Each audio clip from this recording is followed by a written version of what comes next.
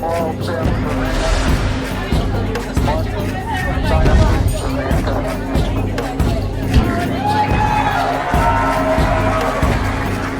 Let's go. Good evening, everyone, and welcome to the UnFuckIt Discussion. It is the end of fucking June. Is everyone roasting enough? Apparently, it's like half the world is roasting to death, and the other half is freezing to death. It's like crazy, crazy weather. If you don't know the news in Europe, Europe is actually on fire at the moment, and I don't mean like forest fires. I just mean it's going to be hitting, if it isn't already, it's hitting 40 degrees Celsius all over Europe at the moment, and it's insane. It's insane. It's only June. Technically, it's still June, and it's 40 degrees Celsius. And yet, there's areas of the States. Deb was just saying it was only 38 degrees Fahrenheit where she is in the States. Okay. The weather's all fucked out. The weather's all fucked out. I mean, seriously all fucked out. Sorry guys, it's like smoking hot where I am, so I'm going to be like wiping myself down, wiping the sweat out of my face. Anne says, all over Europe is roasting, except for Ireland. Ireland is freezing to death. Sorry, Anne. I wish I could send you some of this heat. We would all gladly pump some of this heat over to you. Ireland's in its own special bubble. We got a couple of things we're going to talk about tonight. I assigned homework to the Unfuckers, and we're going to get into that in a second. But I want to talk about, and we always talk about, the strange physical symptoms. We get into these discussions of weird pains and things like this going on. In the last couple of weeks, there has been a new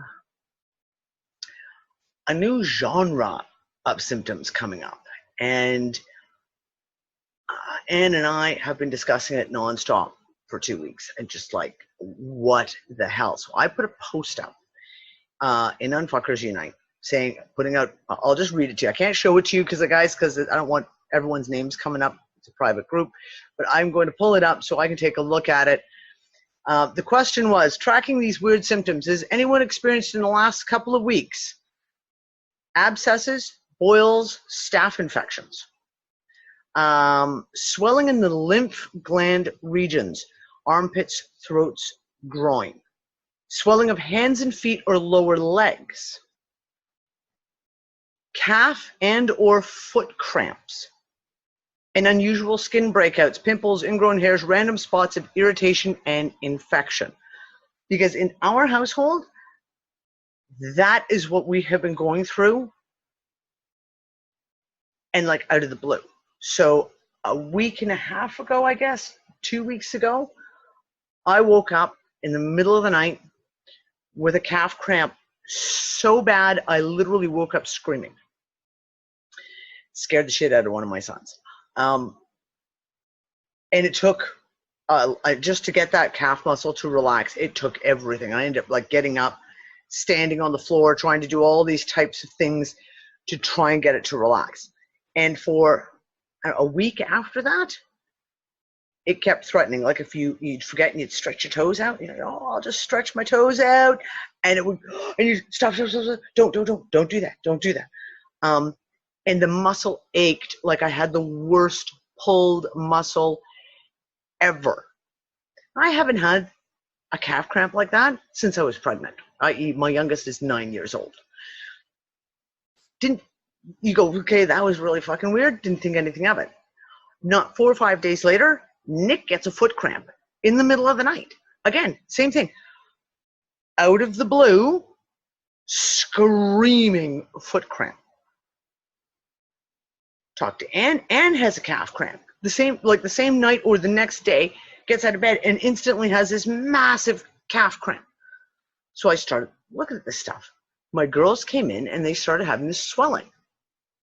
My youngest daughter first, her throat was just puffy, and I looked at her and was like, yeah, you come here for a moment. And you start feeling all the glands, and I'm like, but most of the swelling was kind of here in the front of the throat. And I thought, well, that's fucking strange. And I said, do you have mumps? We'd been at Earth Garden just 2 weeks previous. So you think, okay, around lots and lots and lots of people.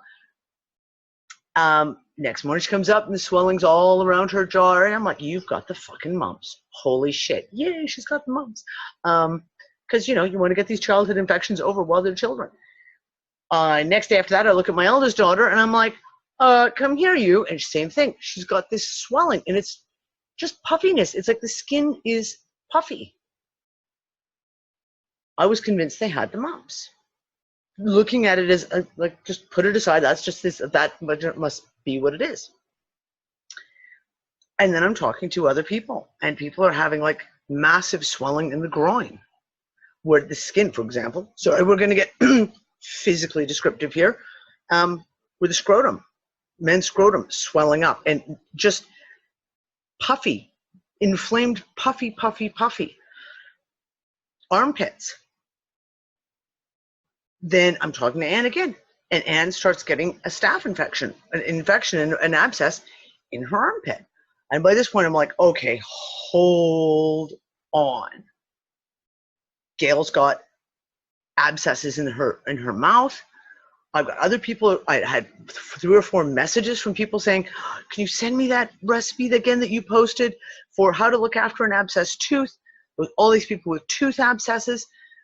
Someone else with another abscess that was again on their body, and they were like, oh, I don't know what to do with this. How do we treat this? So I put up this post.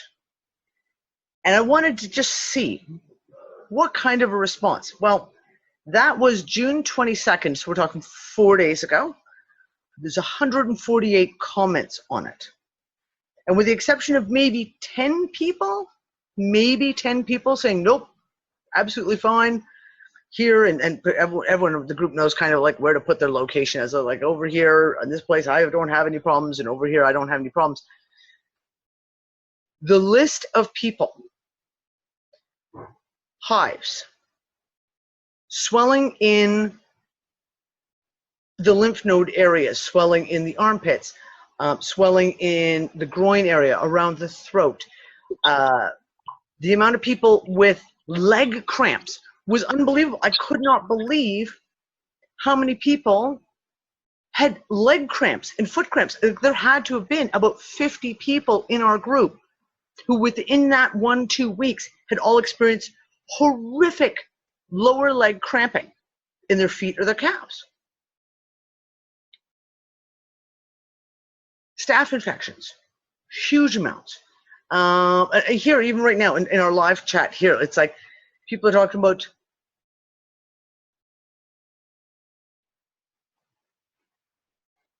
someone else with another one in the armpit, a really bad boil in the armpit. Okay. Sorry, guys, I'm trying to go through even just our chat here, what everyone's talking about it.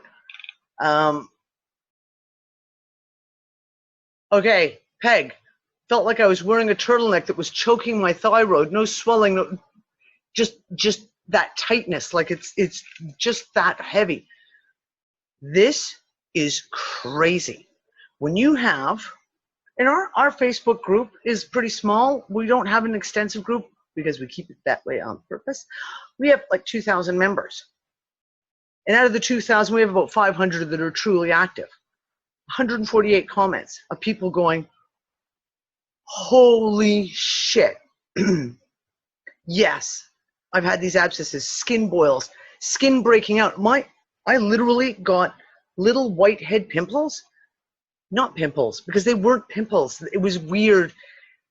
All over my shoulders, my back. I had them under my neck here, coming out on my sides of my neck, my legs. It was crazy. So we sat there, Ann and I, we're like, okay, so let's, as we always do when these kinds of things go up, you start looking at, okay, can we direct line, can we draw some lines in these dots? So you sit there and you can say, swelling of the lymph nodes, and then swelling in the lower extremities. That was the other one. A lot of people, swelling in the hands and feet, just suddenly blowing up and swelling like crazy. And you go, okay, lymph node drainage, swelling of the hands and feet makes sense. Lymph node drainage also makes sense if all of a sudden you start getting certain kind of abscesses, certain kind of breakouts, right? But there's other things, and you sit there and you go, okay. We looked at, for example, so for the whole thing, because no, it's not 5G. Because like the first 10 people who commented have no 5G in their area. I'm on a little island in the Mediterranean. There is no 5G on this island anywhere. So it's not 5G. So we looked at things like, okay, for example, skin breakouts. So staph bacteria is on all of our skin. We all have staph that lives on our skin. And our skin naturally keeps the bacteria in balance. Therefore, you don't have eruptions. You don't have an infection come up. It's when all of a sudden it becomes unbalanced is when all of a sudden the staph can actually take over and you can get some crazy staph infection. Oi, Ben. Which you could say maybe lymphs, but again, these infections weren't necessarily coming up in the lymph areas.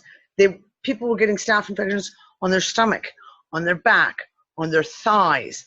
I got a private message from someone who got it on her hand, like huge boil came up in the back of her hand. That is not a where you would get a normal kind of staph point, if you will. So we have all these things coming up, and we looked at, okay, frequency. Can we look at magnetics? And again, looking at the North Pole, South Pole magnetics. Some of those symptoms absolutely go into the South Polar Australia. It's Polar Australis, right? I'm not saying that right, Anne. I know I'm not. The provings for the South Pole magnetic pole, homeopathy. That a lot of that stuff fits into that. So is it being triggered by magnetics? Yes, my darling Ben. We can't hear you. It's quite funny, but this really. Oh. No, we can hear. Maybe you can. Here we go. Yeah. Yeah, cool. So what it sounds like is circuit blocks. It literally, like right down, especially when you start talking about boils and swelling in the lymph nodes and things like that.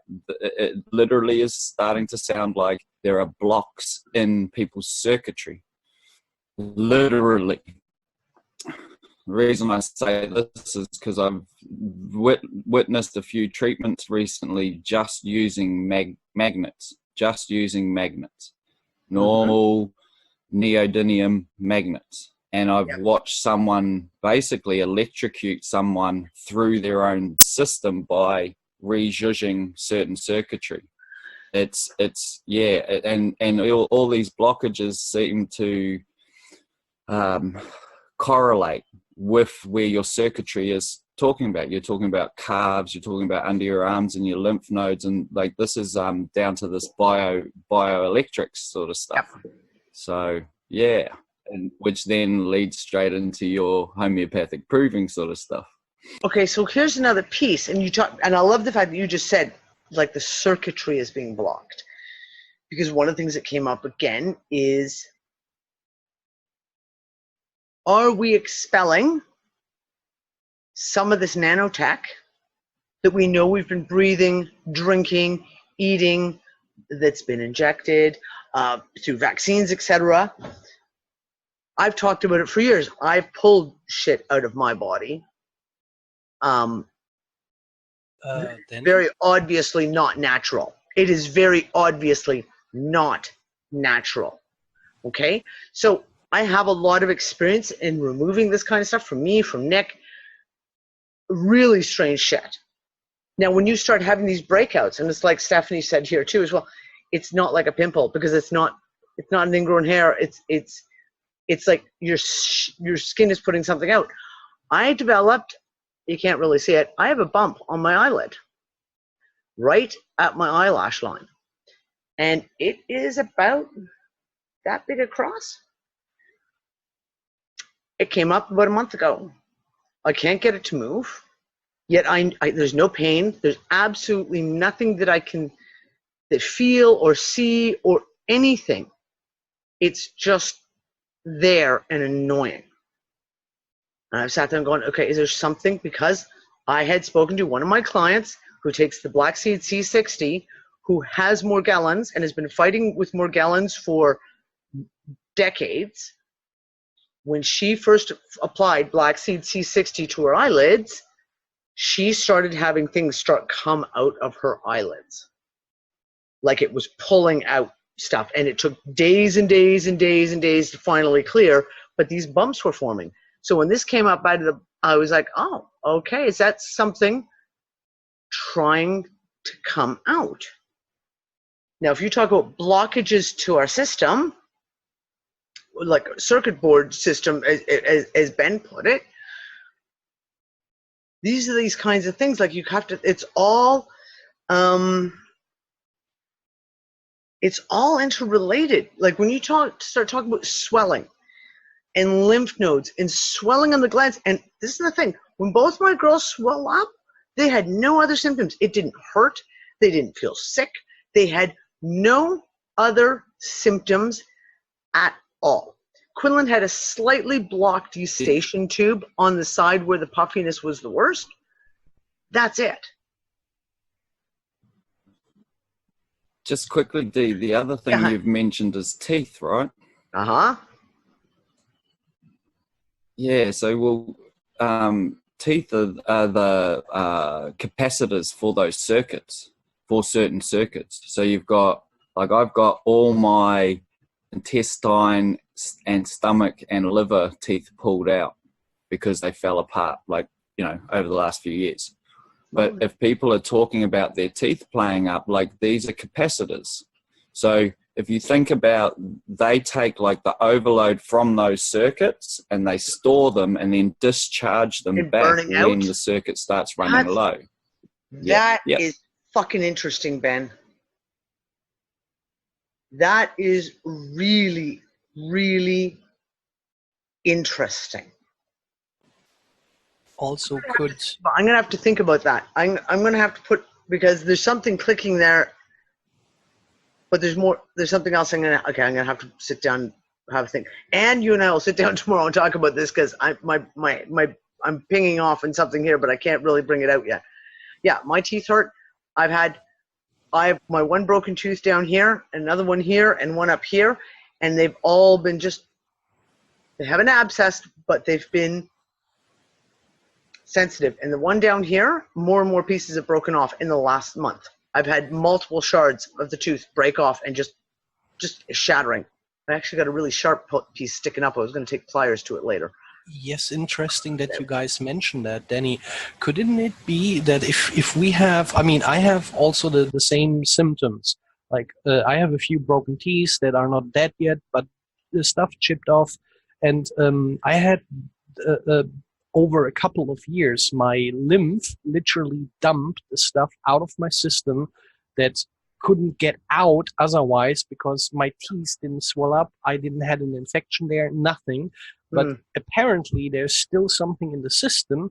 For a couple of years, I had the idea that because I have this like a long time now, maybe Brianna remembers me bitching about it, but maybe this is like the lymph nodes dump the stuff that the body can't dispose of somewhere in the lymph nodes or get somewhere out of the body through the pimples, right? Because you can't, I'm sorry to use vulgar language, you can't shit this stuff out.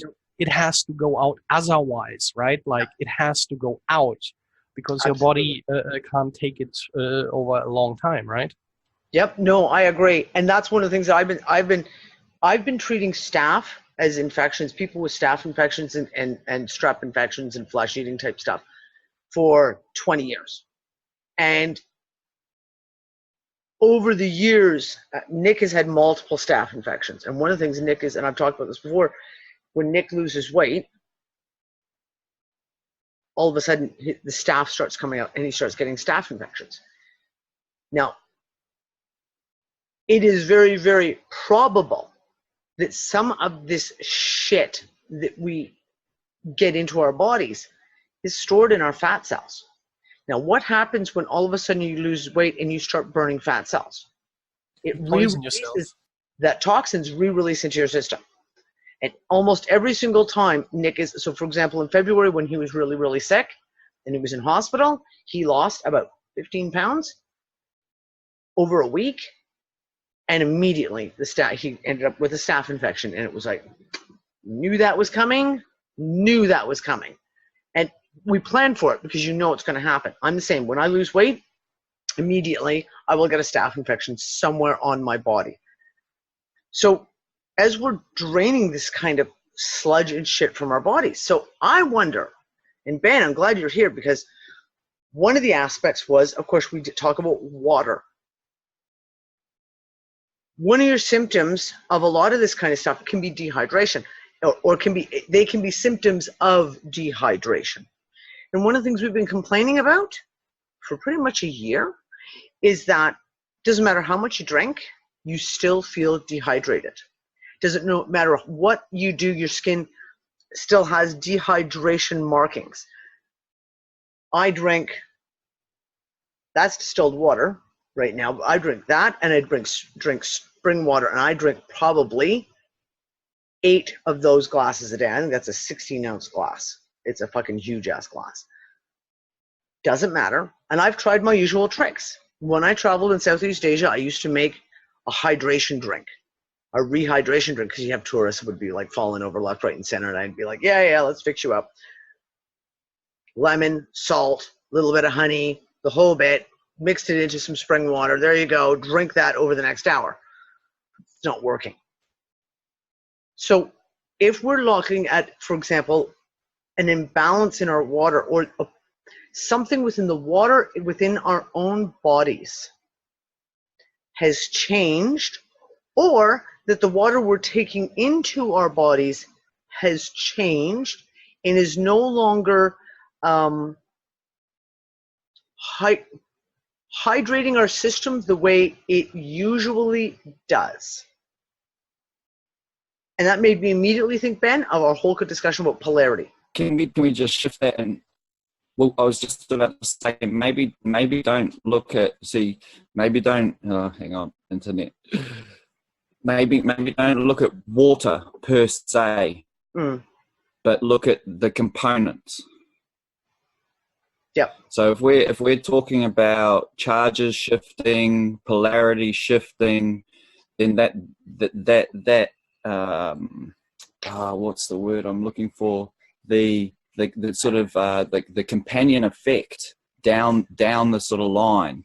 Is it actually more so things like the hydrogen and the oxygen are shifting? Okay. Do you get what I'm saying? Yeah, so not so much just water per se. Yeah. I'm using water as an example of a whole, as the whole. As to why, I think you're absolutely right. If we look at the hydrogen, the oxygen, these are major aspects, and the hydrogen just keeps always coming up. It keeps coming back to hydrogen. So many different things keep coming back to hydrogen. But as the water is the whole, as just looking at it as like that molecule of water, it's, if we even look at it the macro micro, we seem to have an off-balance water all over the planet. Half the planet is in drought, the other half is flooding. And the ground is not accepting the water. Like, this is the one thing. I had comments from several people in Canada and the States who had massive, and a friend of mine in Germany, who had massive flooding in their fields. And it was like the water just wouldn't, it didn't absorb. It was like the earth was not taking in the water. And the macro micro with us, like, is there something there in the fact that, like, our bodies, our systems are not taking in the water the way they used to? Does that make sense? An interesting, I was reading a study, and I'll have to go back and find it, but one of the things that was being brought up in the study, which was on soil and healthy soil, was the fact of with these things that are going on, and of course they were pointing out to climate change, global warming sort of side of things, and the whole CO2 debate. But what they were saying is they're now worried that due to soils not being so healthy, that O3 is not going to be being created the same. And this is why I was saying with ozone. Okay, ozone. Hey, Ben, was the word you were looking for isotopes? Like this would go back into Bob Lazar, what you also mentioned, Danny. We'll get there. We'll get there. That you have, wait a second. But what Ben said, like that you have a hydrogen atom that is naturally, let's say, it has the isotope charge 1 that is natural for our system. Also, we have iron here that is isotope 1, so to speak. But if there is there are different stars that create different iron that is the same iron, but it still has a different isotope charge. But why would an atom have a different isotope charge? What does it mean? Maybe like Ben suggested, that the properties changed, right? Like that not the water itself changed, but let's say just the hydrogen charge change has another isotope level, and now it's combined and it has different properties, right? Yeah. No, this is a major question I keep coming up against, Bossy. For me, like I said, well, if a go ahead, Ben. Okay. I was going to say, if a pole shift is, sorry to jump in, but if a pole shift is going to transpire, then everything has to adapt accordingly. Mm-hmm. So very much so. If a charge changes, then all charges have to change. Oh, exactly. All charges have to change to adapt. So, and that brings us back to our short-circuiting systems. Yeah, and essentially, so what you could be expelling is part of something that no longer fits, something that's been there that's blocking, and the new inputs are pushing it out, and or things are literally shifting. So you were charged this way, and things are starting to go back this way, and that might be, when you start looking into male versus female sort of stuff, you might find that certain aspects are different in the masculine to the feminine sort of side of things, not to bring that in, but you might find it. And then there's there's a more macro of your micro charge shift transpiring and being shown. Danny, for the past 2 nights, I've been getting cramping in like one of my legs. And Danny's froze up. Are you frozen or am I frozen? You were frozen. Was I? I'm okay. I'm here. No, your face is all locked up in I don't know. Am I frozen, everyone? No, it's just you, Earl. It's just you, Earl, darling. Anyway, yeah, so I've been getting it. I had these cramps for 2 past nights now. Yep. A lot of people, like I said, and massive amount of people. It'll go up my leg, not like in it when. Yep. Yes, Clive, I do want to be frozen. I would love to be frozen right about now. Trust me. It's about 35 degrees Celsius at my desk. I just stole the fan out of my daughter's room just to have some air movement so I don't, literally just fall away. Sorry, guys. Systems rebalancing that would follow, as Ben said, we're looking at magnetic shifting.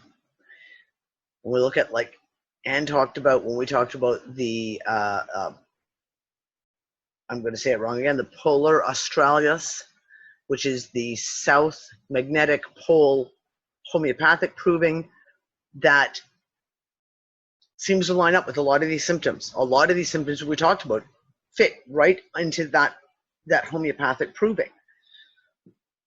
It would only make sense that if we know that if the magnetic is shifting, the electrical must be shifting as well. Everything has to move together. It's not just one thing. There's going to be other areas of this. And when we talk about electrical, we have to talk about water, because water is hyperconductive. And we talk about charge, et cetera, et cetera. This is really, really interesting. I'd love if we could somehow come up with some kind of a way of testing this.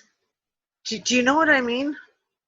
Longitudinal versus latitudinal. Oh, Ben, let's not get into that tonight. We have other stuff to talk about. We got more stuff to get into. Put a pan of cold tap water, keep your feet in it for a bit, and then let them air dry. Yeah, you know what? I just keep taking a lot of showers. Go down to the sea. Actually, it was really funny. Jenny and I went for a swim yesterday, and Jenny, being British, thinks the water's real warm. Me, being very used to tropical water, does not think the water's really warm. The only reason I got into the water is because it was so damn hot outside. You had to get in the water to try and cool off. And literally went and sat in the water up to my neck, came out, laid down on my towel, and within, what, Jenny? 3 minutes, we were already like, oh, I'm already hot again. Like, even though your body has been saturated cold, it didn't matter. That's how the heat was, just like, blah. Yeah, I'm just going to go sit in the sea and for the next week. That's what I'm going to do. Lori, that was how we dealt with it when I lived in Thailand. You have sarongs, and I'd literally get in the shower wearing my sarong just tied around your body, and soak myself, and then go lie down on my sleeping mat, sopping wet, and then you'd get up every 2 hours. Once your sarong dried back out again, you'd get up, go climb under the water, shower off, cold water again, and just lay there with like the cold sarong wrapped around your body in the hopes of trying. And it was the only thing that kept you marginally cool. That's how the Thais do it, so that's how I did it.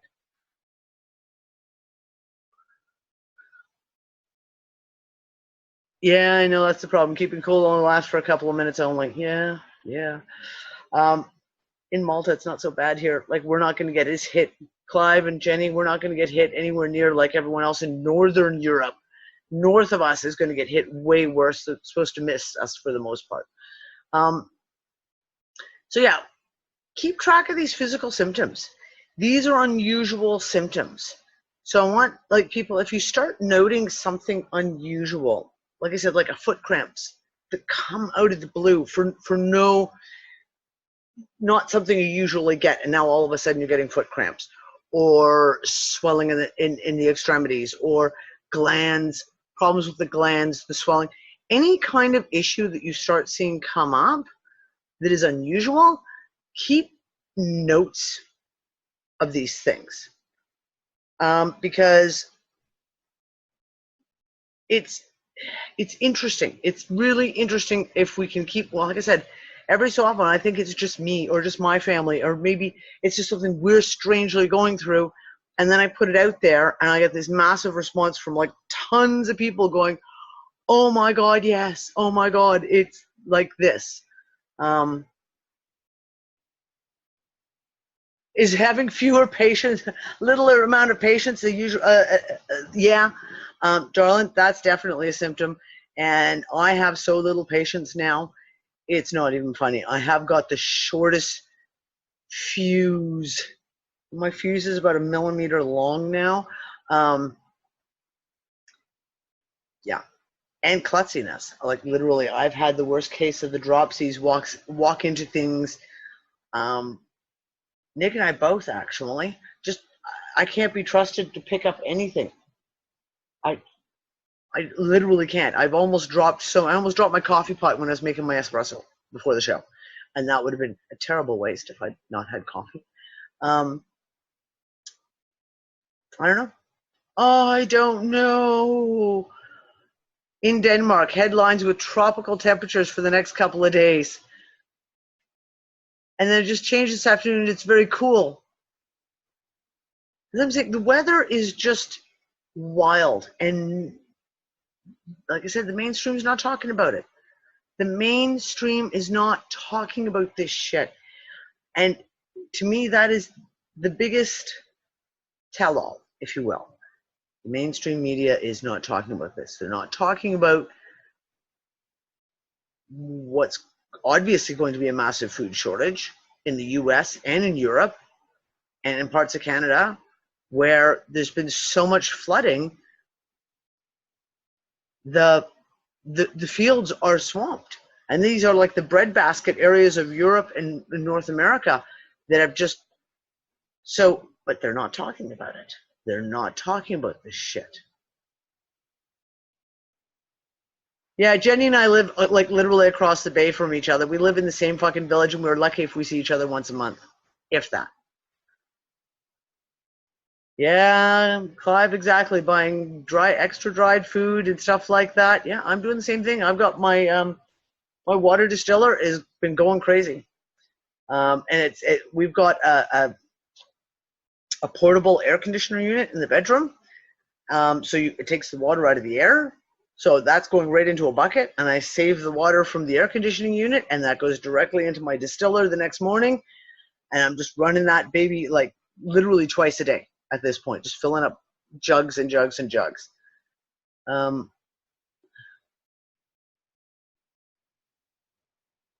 Stephanie said the FDA put out this little alert about the crops this year, and all the farmers laughed their asses off about it, saying it'll be about 1,000 times worse than what they say. Yeah. Oh man, Deb, I wish I could buy flour in those kind of bulk. That's one thing I miss about being in Canada, being able to go and get like 10 and 20 kilo bags of flour. Nick didn't miss it because he'd have to be the one to carry it. Yeah, it's like stupid in Malta here. You get these piddly little 1 and 2 kilo bags, and that's it. I'm like, seriously? I want 100 kilo bag of flour. 10 kilos. I'd be happy with 10 kilos. Sorry, guys. I've got a serious case of the ums at the moment. Okay, so now we're going to go into my second. We're going to get into the second topic of tonight. The one that I set everyone in the Unfuckers group got assigned homework assignment in preparation for tonight's show, and kicked off. I'll backtrack for a second. We're going to be talking about, and we all need to change our acronyms because the acronyms have changed. UFOs. We're talking about UFOs and that kind of crazy shit. I was well into this stuff. 2008, 9, 10, 11, 12.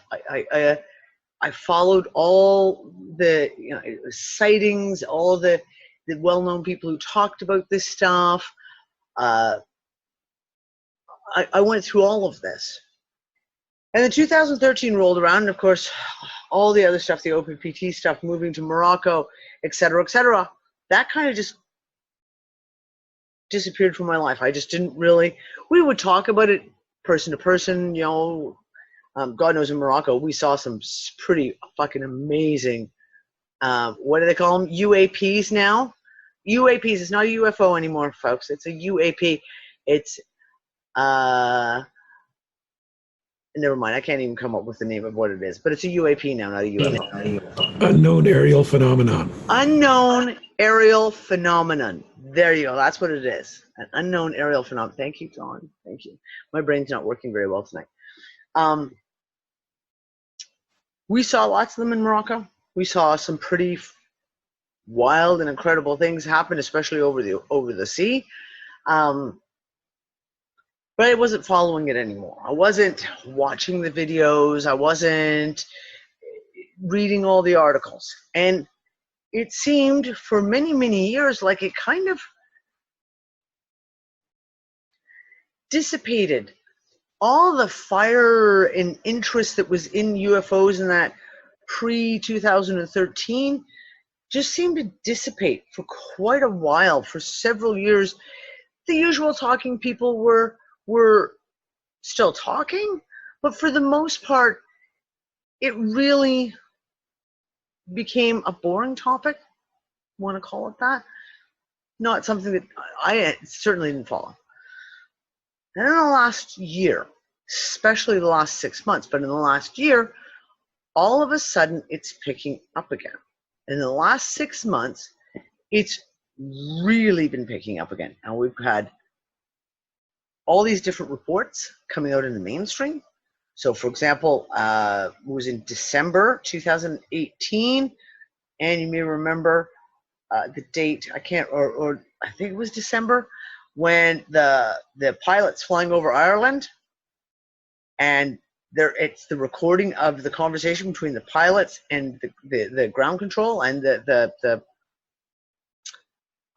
tower, and they're talking about what they're seeing. Tower, we just saw something flying by at a ridiculous speed, etc.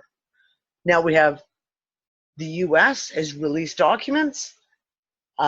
Navy pilots have come forward. We have this flood of people coming forward now, all of a sudden again, talking about these things exist and putting out the proof, like putting out the recordings, putting out all these pieces. And yes, Mercedes, that's what a lot of people were like going, oh, they're setting up for that, Project Bluebeam, the false flag. I'm like, I don't think so. I think this is soft disclosure. So fast forward to this, or I guess last week, I should say now, this week, whatever, a few days ago. Nick and I sat down and came up in Nick's feed, Joe Rogan doing an interview with Bob Lazar. And we sat down and watched it. And I want to talk about, so I put, as part of the homework was to watch the Joe Rogan interview with Bob Lazar and to watch another video on Skinwalker Ranch. And it comes up in the Bob Lazar, and it's the same type of thing. I was aware of Skinwalker Ranch, didn't really look into it very, very much. So we sat down and we watched this George Knapp doing, he was doing like at a convention, speaking about it in 2018. And it's a whole presentation that he did on Skinwalker Ranch. We sat down and watched that. So that was the homework, to watch those two videos. What I want to talk about isn't necessarily the stories, the entire storyline, etc., because you know what, everyone talks about that kind of stuff. To me, in both videos, there were pieces that jumped out, and some of those pieces were literally a sentence. Little tiny dots that appeared, and I don't know how long it took Nick and I to actually watch the Joe Rogan video, because we just kept stopping, pausing the video, and then talking about, you know, what sentence he just said, how he was reacting, etc. Now, one of the first things we want to talk about is really, really interesting. Bob Lazar in the video, and it starts really at about 8 to 10 minutes into the video. You can see that Bob is really struggling to be able to speak, struggling to put his thoughts together. Like, he's really, dare we say it, he showed all the signs of someone who was being fucked with.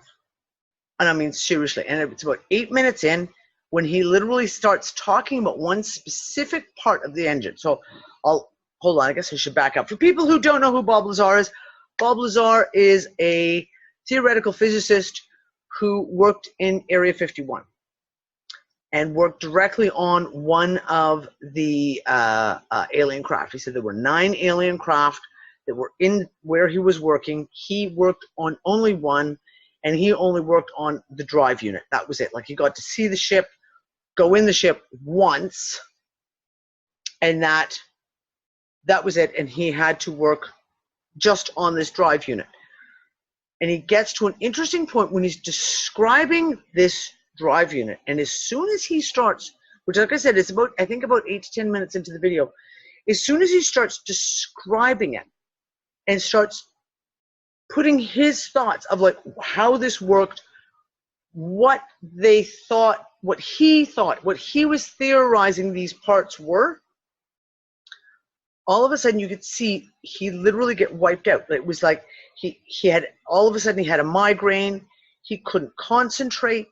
When he started talking about this one piece of it, and I'll get back to it in a second, it was very, very obvious that whoever was fucking with him, and I'm going to call it fuckery because it was fuckery, whoever was fucking with him did not want him to discuss that piece, did not want that piece to be put out. And he stopped halfway through a sentence in describing it, talked about the migraine.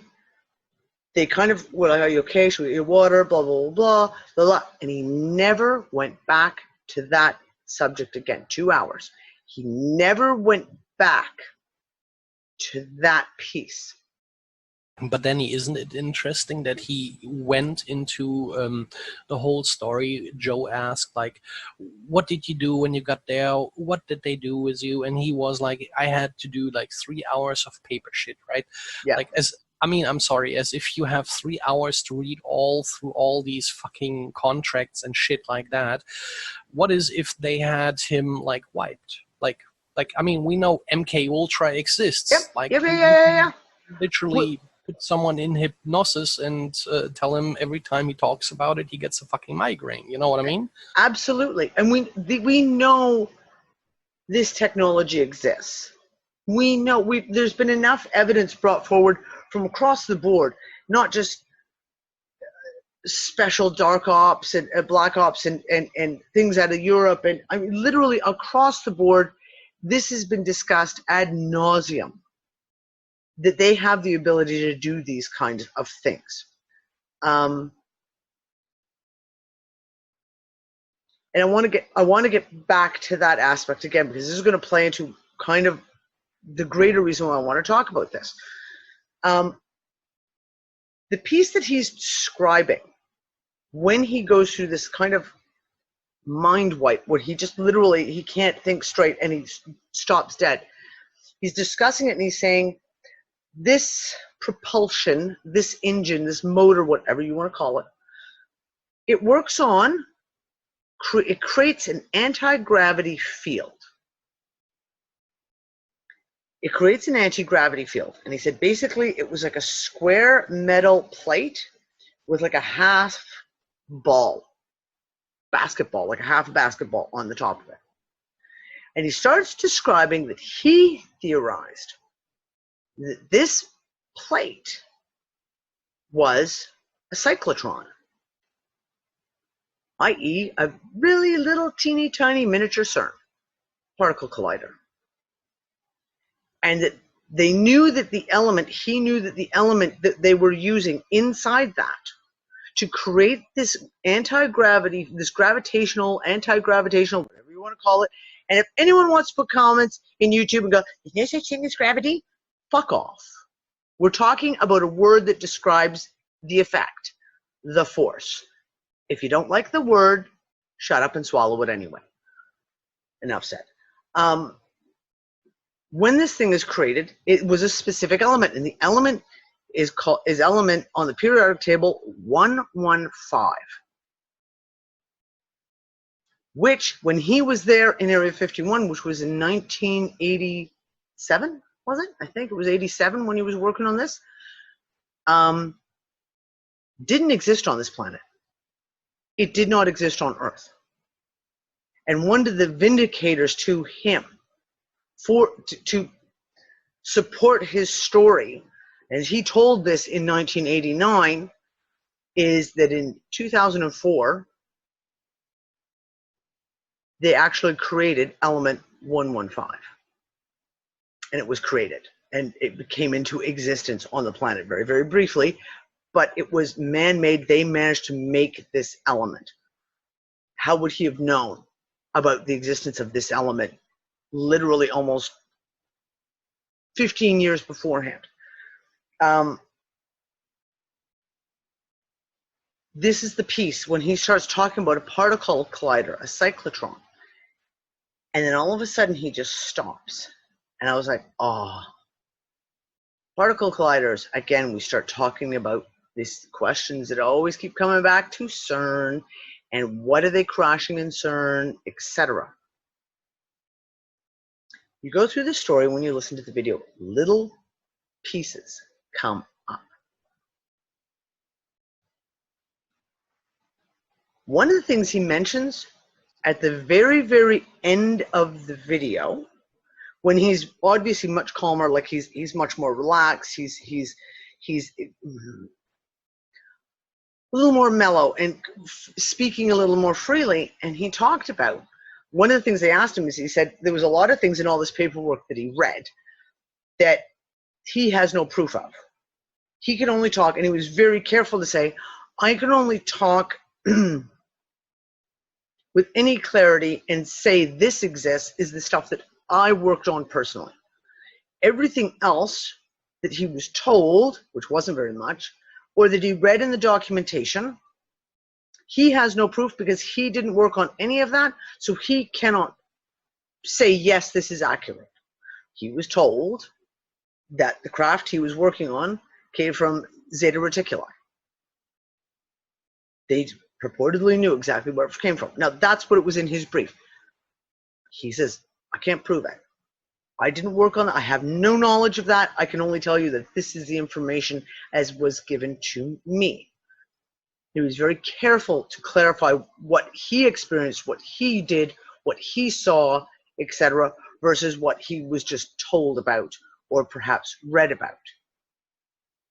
But it was also interesting because he gave a perfect disclaimer, because, I mean, he was right, because if you work in like these compartmentalized stuff, Yep. you probably get a lot of disinfo, but you get enough info to know what you're fucking doing, right?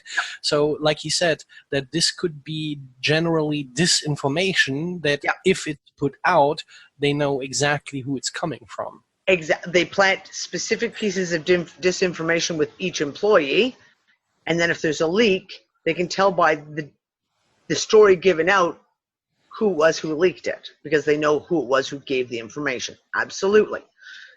But what I found so very interesting from that thing, since you mentioned he got proven right what he said, because we only created like the low isotope, the low energy form of that specific stuff that only lasted a few milliseconds, like nanoseconds. You would hardly ever witness that it was there, right? But they talk about like a literally lump of stuff in the generator that is shielded by a fucking dome that is probably reflecting all the, almost like a nuclear reactor, reflecting the stuff that gets bounced out from the particle accelerator built in, so to speak. But the whole thing is like he says, he doesn't even know what the metal was. There was no, we think of it on terms, and that's the interesting part that he gets into later on, is the fact of we always want to compare everything that we think about them, they, aliens, compare it to our storyline.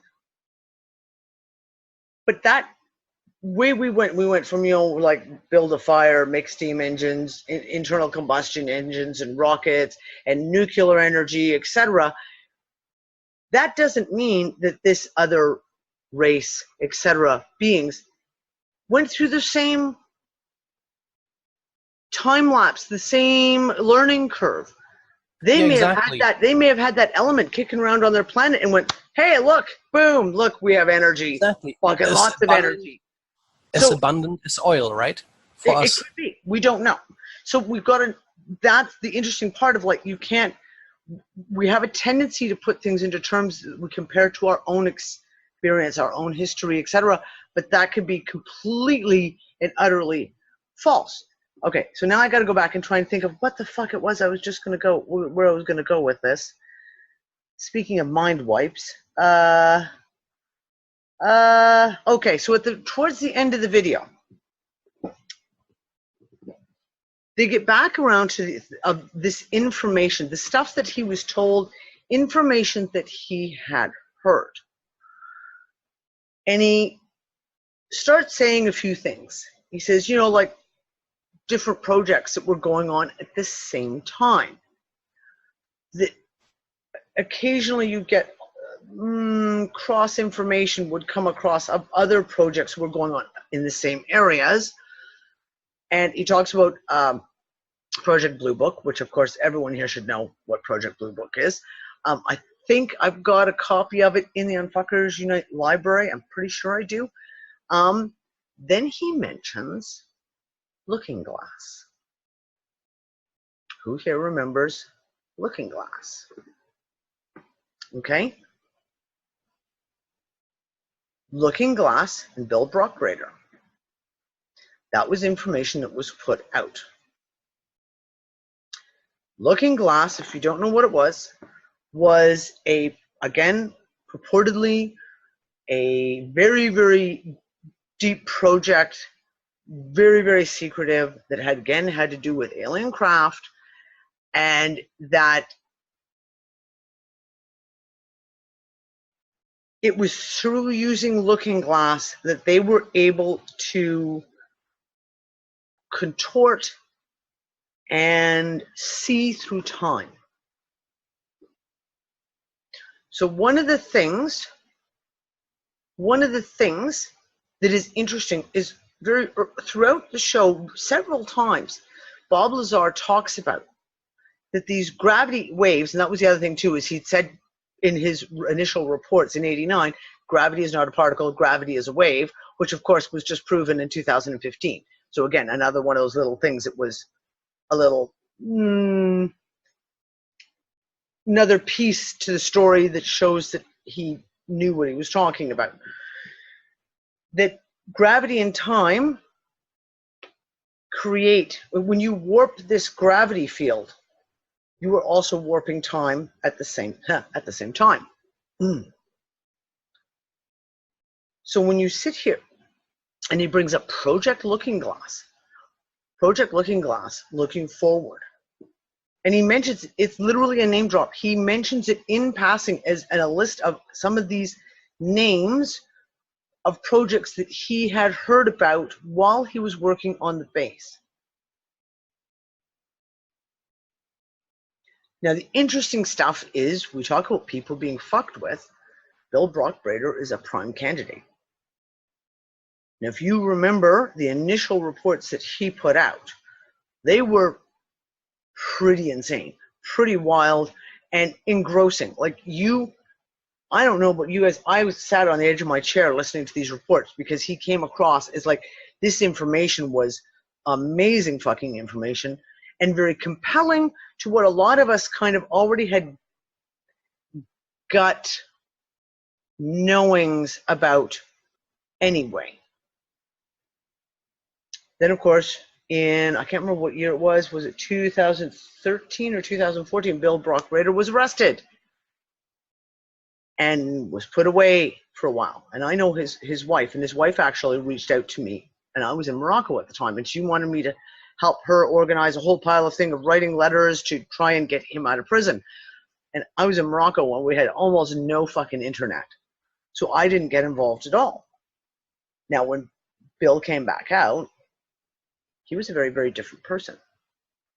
A very, very different person.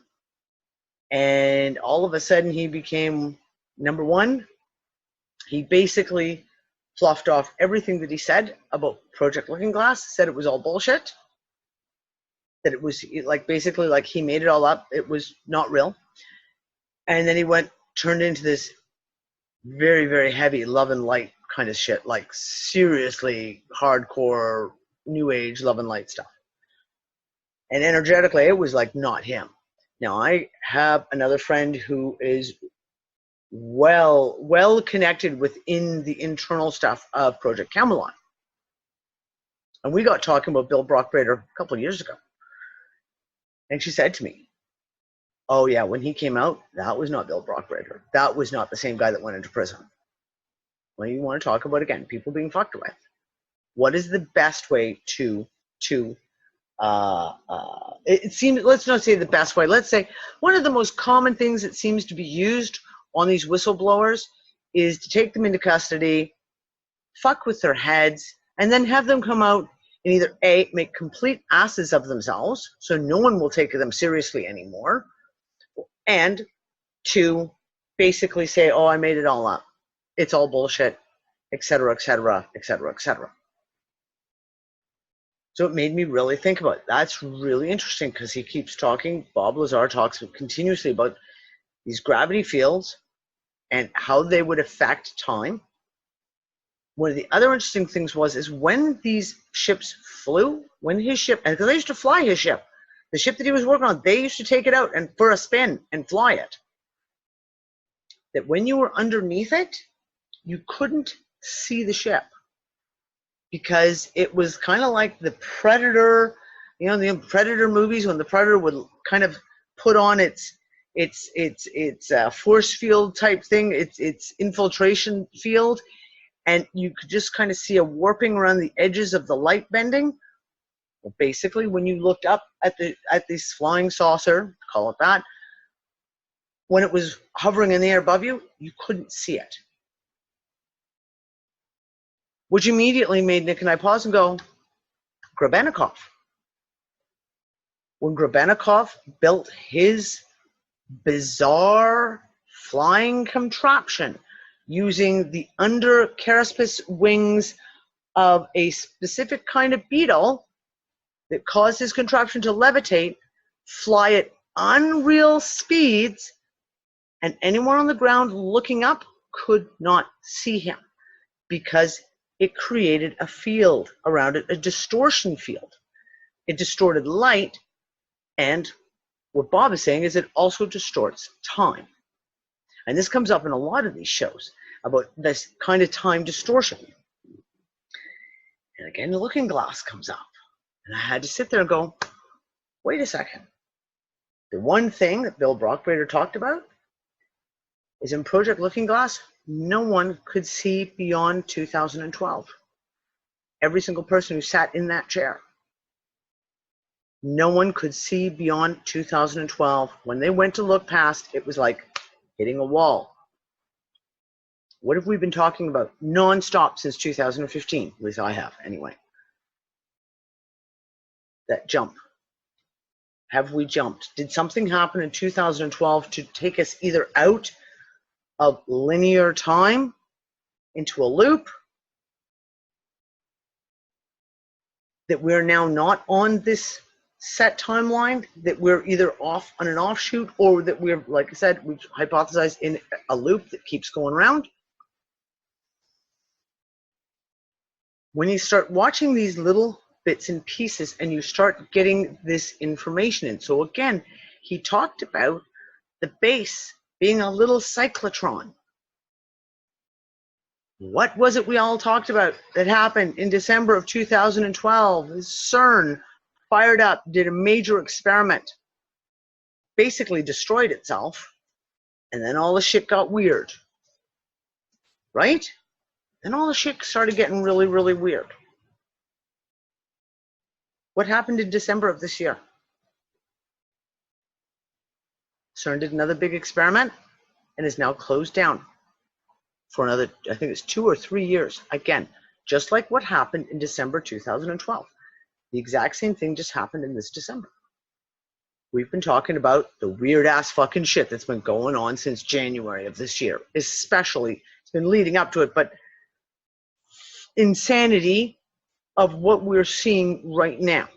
The weather, the geomagnetic stuff. The fact that, oh, all this UFO stuff is all of a sudden, boom, it's right back again. Like it left in 2012 and now it's like the hot topic again where they're talking about it.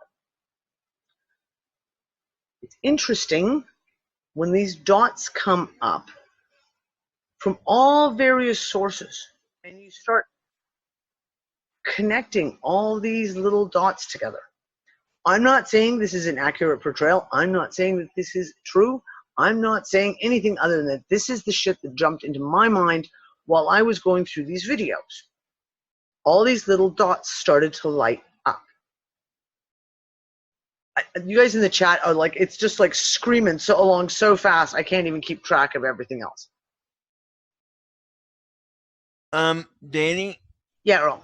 at the time, well, the whole Bill Brockberg stuff, I was following that at the time. I even chatted with his wife at one point on Facebook. And yeah, that was weird when he came back. It was like he did this whole like 3 to 2-part video series on what transpired and how they co-opted him into doing this all stuff, saying about what he had said before, and it was a lie. They lied to him. But that is a template that is used over and over again. And I've talked about it in the past. There's been a few unusual people, shall we say, who've had this exact same template used on them. One of them is the channeler, Greg Giles, which was 2012 as well. And they played that exact same template on him. And he came basically out, was like, everything I told you was a lie. It was all bullshit. They were feeding me, the Pentagon, the Black Ops were feeding it into my brain, et cetera, et cetera. Except that doesn't fit. It's like the Bill Brockberg. It does not fit when you actually look.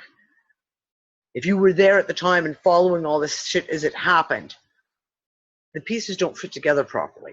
There's something here. And it's that template, again, where they fuck with the person, get them to tell everyone, no, it was all lies, it was all bullshit, or I was fooled, I was tricked, it was all, whatever, and then do things to make them look foolish, to basically completely ruin their reputation so nobody takes them seriously. Well, Bob Lazar, they fucked that man. They literally, when he went out and told all this information in '89, the quintessential did everything they can. Apparently, they took away they wiped out his birth certificate. They wiped out every record that he'd ever gone to MIT or was it Caltech? I think it's the other one, MIT and Caltech. They wiped him out so he wasn't there. They wiped out that he worked at Los Alamos. They wiped out, of course, that he worked at Area 51, obviously.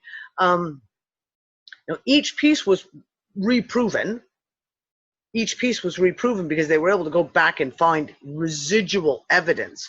Things like, for example, George Knapp found a phone directory from Los Alamos from 1987. And there's Bob Lazar's in the phone directory. So they can say they have no record of him, but here's a phone directory that shows that he worked there, and there's his office number. Little pieces like that. So we know that this is how they go through, they discredit shit, right? So interesting pieces. Now, as I said, that led me from watching the whole thing with Joe Rogan. And like I said, the overall story wasn't what I was interested in. It was the specific tiny details, little pieces that were dropped in. And he dropped some very interesting little pieces. And I'll actually, when I post this video, in the article that will go with it, I'll have the links to all the videos. So if anyone wants to go back and watch the shows, they can. There's a Bob Lazar special on Netflix right now. We started to watch it tonight, and they've so over dramatized it. Oh, wild music and weird vocals, and I just I can't watch this. Someone's always got to fuck with it, right? You got to turn the story into a Hollywood production that's just like, what? Can we just have the guy tell the story? Put the guy on stage, let's just tell the story, that's it. But no, they have to overdo it. The other one was, of course, and it comes up in, because the guys on the show start talking about Skinwalker Ranch. So we went and we listened to the George Knapp presentation about Skinwalker Ranch, which is about an hour and a half long. Really some interesting bits that I didn't know. The short story of it is it's a ranch out in Utah, isn't it, guys? I'm pretty sure it's in Utah. Large ranch, like over 400 and some odd acre ranch. that the weirdest fucking shit in the world goes on. From bizarre animals, if you can call them that, appearing, attacking their herds. The rancher shot this one wolf, like, I don't know, 7, 8, 9 times with a high-powered rifle, and it just shrugged it off and just kept on going. Things missing, things moving, what they call poltergeist-type activity, seeing shadows, seeing orbs floating around, UFOs overhead all the time. They just saw wild lights in the sky. Continuously extreme experiences. Very, very wild events. In listening to it, though, I don't know how many of you guys had a chance to watch the video, the one that I posted about it. It's very interesting that all the shit that they saw, or let's not say all, let's say a good portion of the events that were going on, if you really look at them, is the exact same stuff that we talk about in Unfuckers all the time, just on a much smaller scale.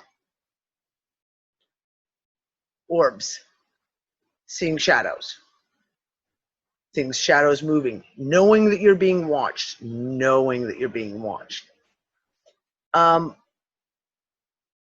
sounds, weird noises, hearing footsteps, things going missing all the time. Like at one point, the wife goes into the bathroom to have a shower, puts her towel and her hairbrush down, gets in the shower, comes out, the bathroom door is still locked, towel and hairbrush is gone. She finds her hairbrush in the freezer. We've talked about this kind of shit in the Unfuckers group for ages now. We've talked about the things of like the wild shit that many of us have seen and experienced.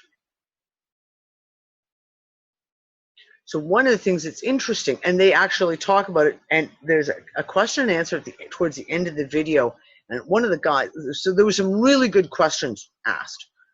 It's well worth watching the Q&A at the end. One of the guys asked George Knapp about multiverse, basically the multiverse theory, and the fact that it's another dimension, and that perhaps where that ranch is it's just so thin that things are crossing in now. One of the things that they saw was they literally saw what you could only describe as like wormholes opening up, big circular holes of light. And then when they looked through, you could see a sky on the other side, except, for example, if it was daytime on our plane, it was nighttime over there, or vice versa. Subtle changes, but literally as if there were holes, wormholes, and ships coming out, things coming out, being at one point like a 9-foot-tall being crawling out of one. These are the kinds of things that we're talking about. Now, it's funny that, of course, that was back in the 90s, I believe, wasn't it? When this family was first there.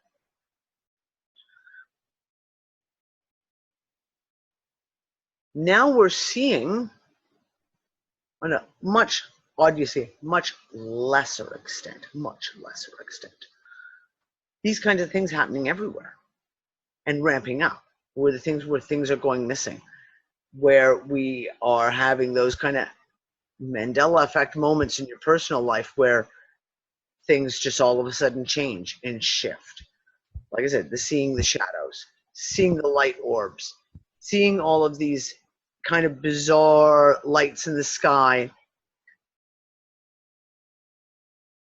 Now there's another area in England, and I didn't get a chance to watch the video. I had it pulled up today to watch, and I only got a chance to watch like the first 5 minutes, and I can't even remember the name of it, guys. I'm really, really sorry. But it's an area of England right off the coast. And when this guy who was writing a book about these weird appearances and UFOs and weird experiences that were going on in this area, he contacted the weather office in England because there'd been a really bizarre tornado that had gone through this area a couple of years previously. And he started to think that he didn't think that it wasn't natural, that there was something more to this tornado. So he wanted to get the weather records.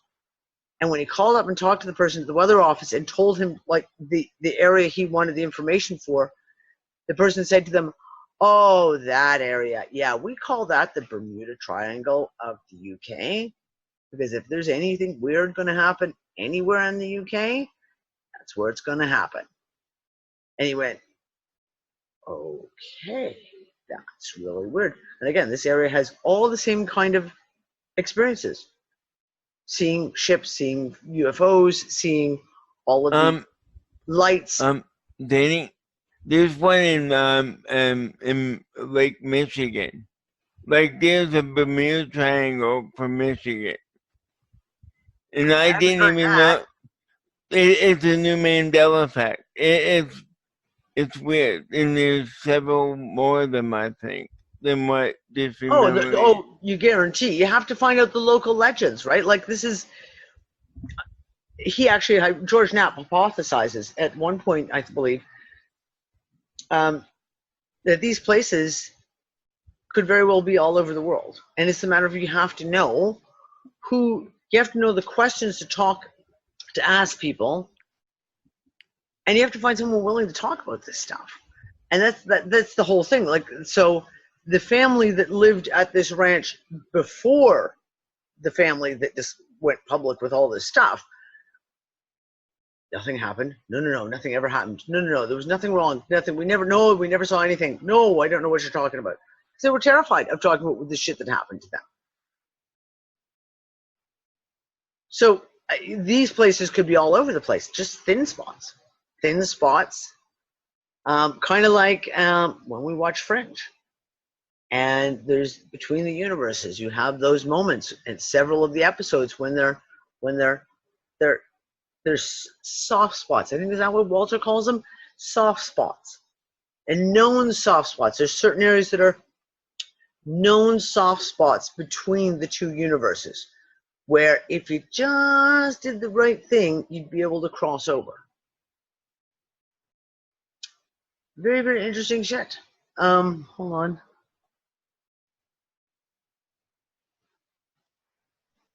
Sorry, guys, I'm trying to catch up with the chat again. It's like just going crazy. And yeah, Pamela, the video is disturbing. I mean, some of the stuff, like they went through massive cattle mutilations, and I totally get. One of the unfuckers had said they got to the point where they were showing a calf had been mutilated, and that was it for her. She had to turn it off, and that was the only, shall we say, graphic part that they showed. Was this calf that had been mutilated.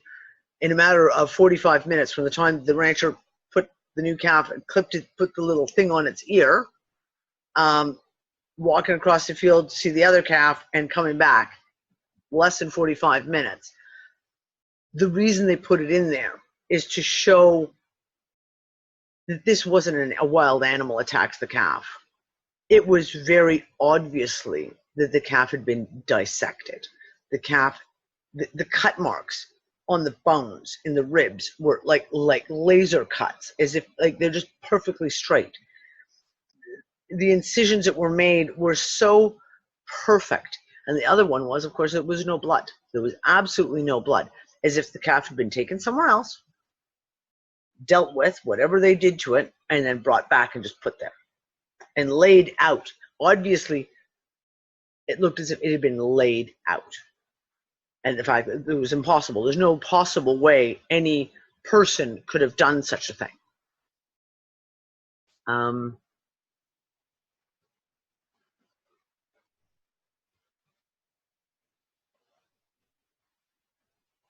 Okay, Sony, that's a really, really good question. And I think it goes back to our previous conversation about the balance of magnetics and electrics and electrical fields, etc. Sony just said, can these portal energies everywhere also be an influencing factor on our construct? Depending, that is, on what these portals seem to be doing, in some instances getting bigger. I think absolutely.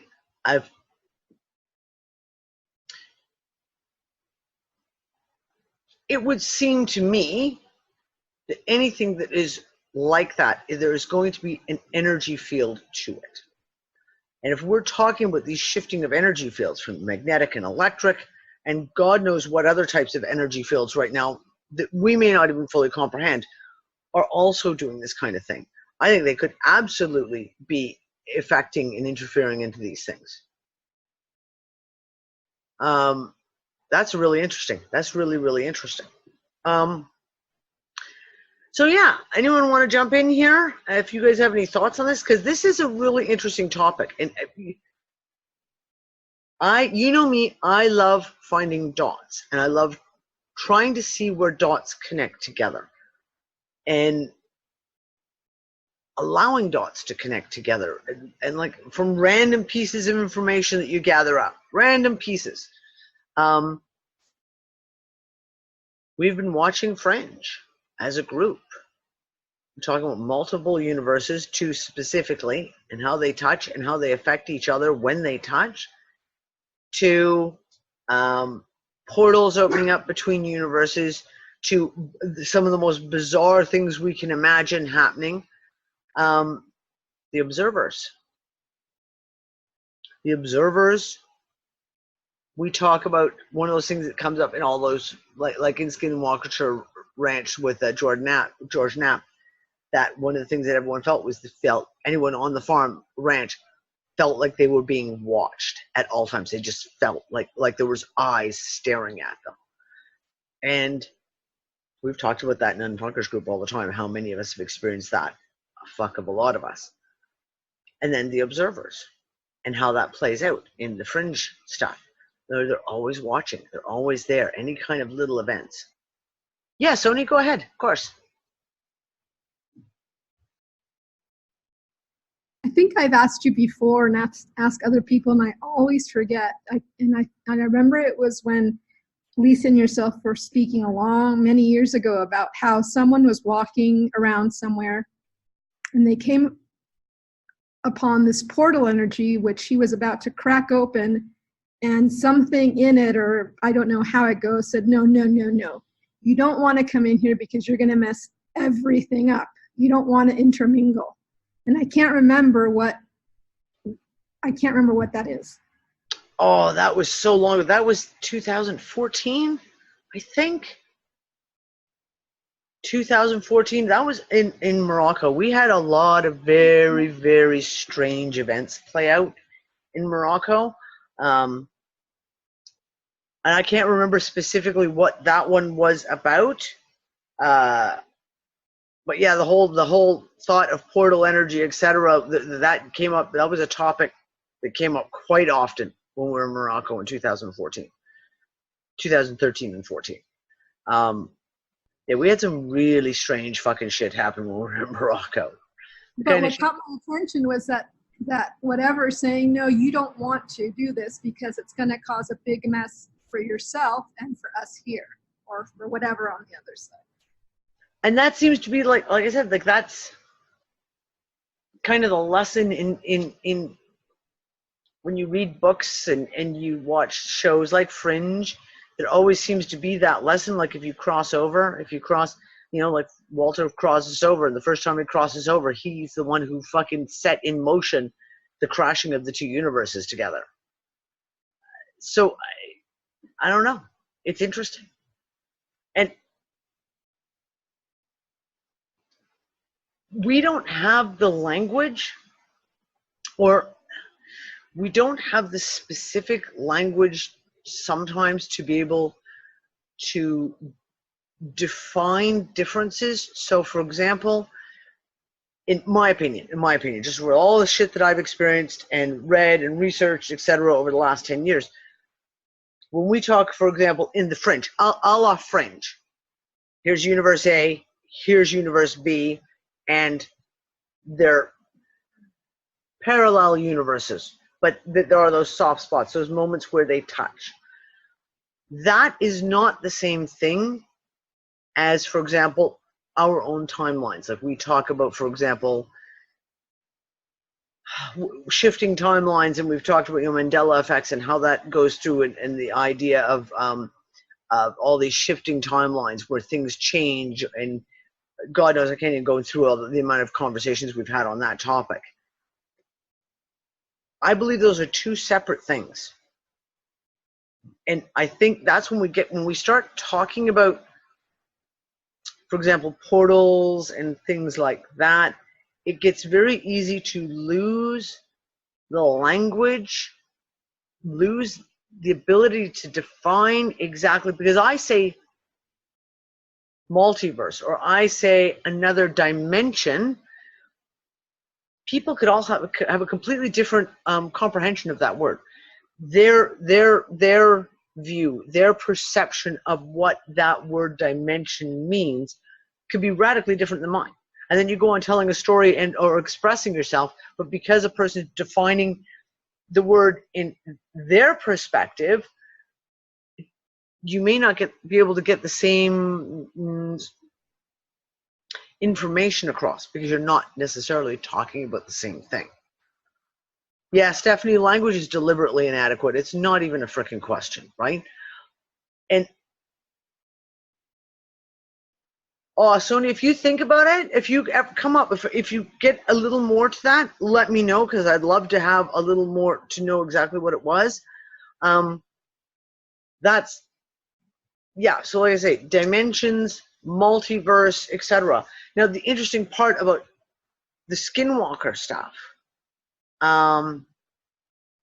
is that they hypothesized that at least what was being experienced there on that ranch was, to use the term, multidimensional. That there were ships, they saw UFOs or UAPs, is that the new terminology? UAPs? They saw that kind of activity all of the time, non-stop. But that a lot of what they experienced seemed to be crossovers to another dimension. Beings that came out through those portals were coming not necessarily what we call quintessential ETs, aliens. They were actually coming through from another dimension, another dimensional beings. Versus, for example, what Bob Lazar talked about, where he was told that and again, it may have just been bullshit that they told him, but the fact that he, was told that this ship that he was working on came from Zeta Reticuli. Now, how would they know that? What? Unless, of course, the being that was in there when the ship crashed was alive and they managed to communicate with it at some point and find out where its home planet was, etc., etc. So I think when we really look at this stuff, people tend to look at it as it's either white or it's black, i.e. everything's an alien from outer space, as in out there, pointed a planet, it's from that star over there, it's that planet over there, or that it is interdimensional, right? And I honestly believe, my gut is the fact that we're dealing with both. There are many, many, many, many, many different kinds. And I think that we are dealing with both. And I think that a lot of the stuff that is labeled demonic, or even ethereal, like angelic, either, to use this again, these black and white, two extremes, could be other dimensional stuff. And that's always been my gut thing for many, many years, before I even really ever looked into this kind of stuff, was that all these things that are labeled one thing or another could very well be just from another dimension, beings, entities, whatever, from another dimension.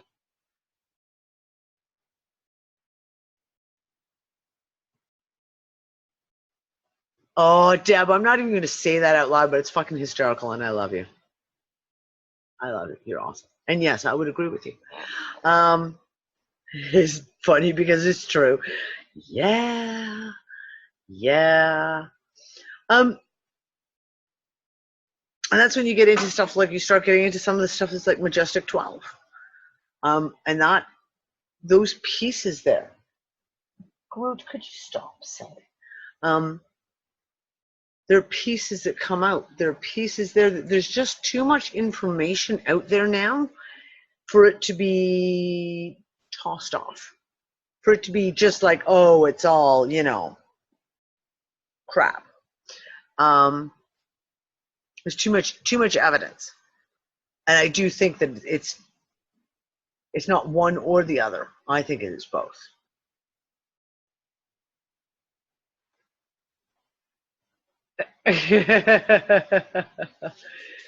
Yeah, don't even get me started about the Mormons. Okay, guys, seriously, you don't even want me to go there.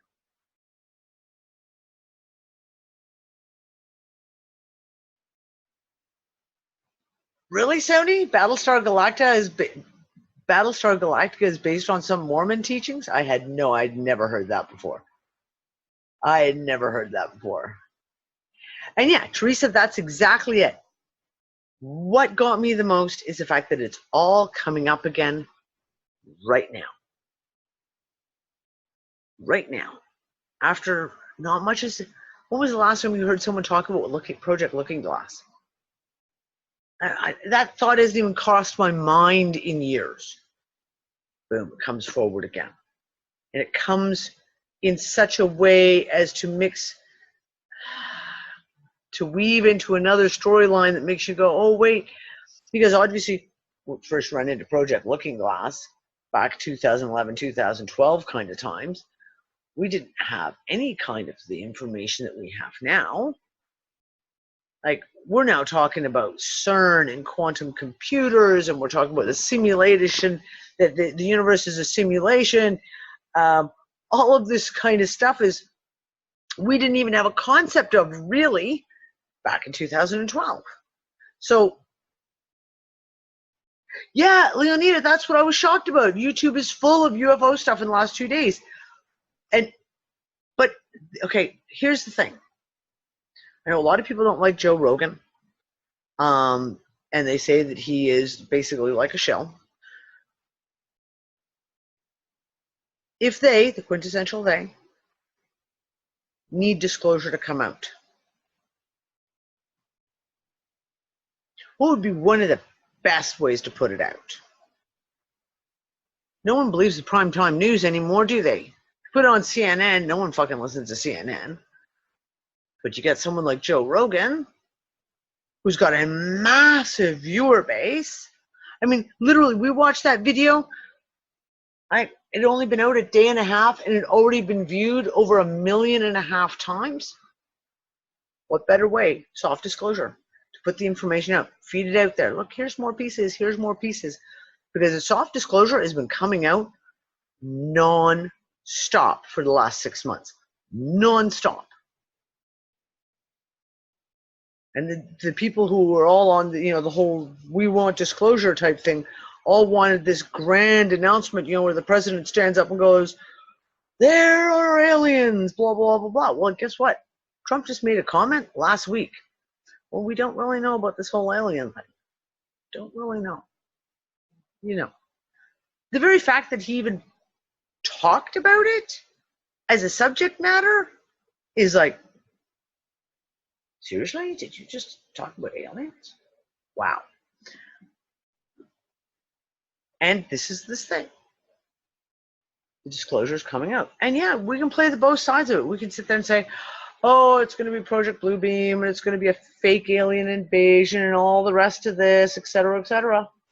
It's a little easy to toss everything off as that. It's a little bit too easy to toss it all off as that and just ignore it, right? We have to be the observers on this kind of shit. Be the observers. What do we... Be impartial. Don't make a judgment on it. Don't judge the information. Don't take a stance one way or the other. Just collect up the data. We need to just collect all the data and just look at what's being presented, and we'll figure shit out from there. Oh yeah, the banking stuff with the crypto shit right now. Hey, Bitcoin broke 13,000 today. That's pretty fucking major. Bitcoin is just flying right now. Talk about banking shit and SWIFT announcements about kicking countries out of using the SWIFT banking system. I mean, it's just insanity. Politics right now is complete, and finance. Complete and utter insanity. I have to sit there and go, like I said. And yeah, Deb, that's the other thing is, once again, like I said, it used to be once a year, then it was like once every 6 months, and we're now down to the point about every month and a half, 2 months, they do another push about the power grid going down. And the mainstream and the alt media is huge on it as well. The power grid's going to go down, or it could go down. We've got to be careful. We've got to prepare. We've got to be aware of all this stuff. The other one is RT News again today. Oh, this week another asteroid is going to fly by really close to the Earth. This is like ridiculous. Like seriously, the amount of asteroids that have flown by and what they call a close proximity to Earth is about once a week right now. It's ridiculous. And then you have all the fireballs in the sky, et cetera, that are going on. So observe, observe, observe.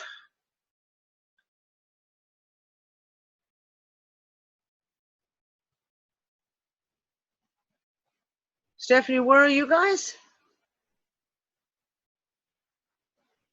You lost power for hours. Ohio. Yeah, well, that's it. I had a friend of mine in Northern England lost power for several hours. I think it was last week. And sit there and go like, it rained. Literally, this is England. It rained. And we lost power for hours. So,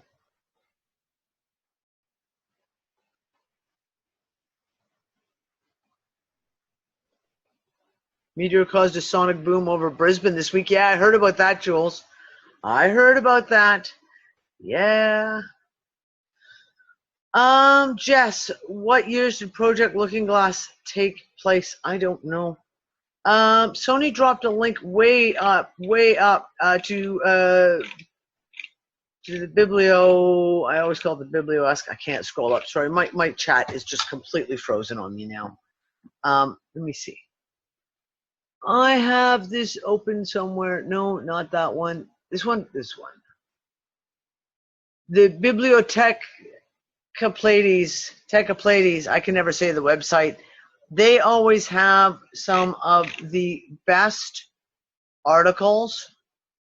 Hold on, I'm trying to go back here. Go.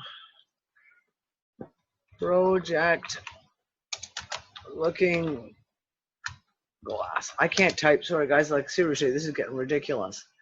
Project Looking. Oh, that's Dan Bursch's Project Looking Glass stuff, which I wouldn't even get into that. But I didn't have a chance to really go through Dan Bursch's stuff. I have to put in Bill. Oh, okay. I can't do it, guys, right now. The more I'm playing with my computer, the more everything's freezing up on me. I will have to try and find the link. There it is. Sony's got it. Oh, that's Dan Bursch's. It's not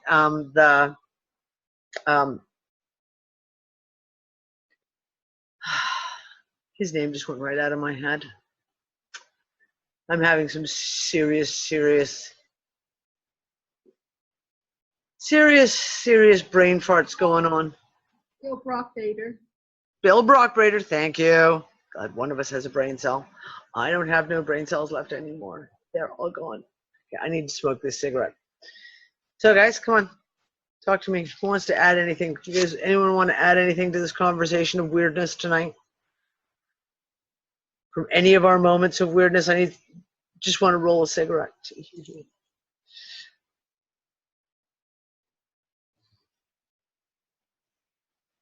Hold on.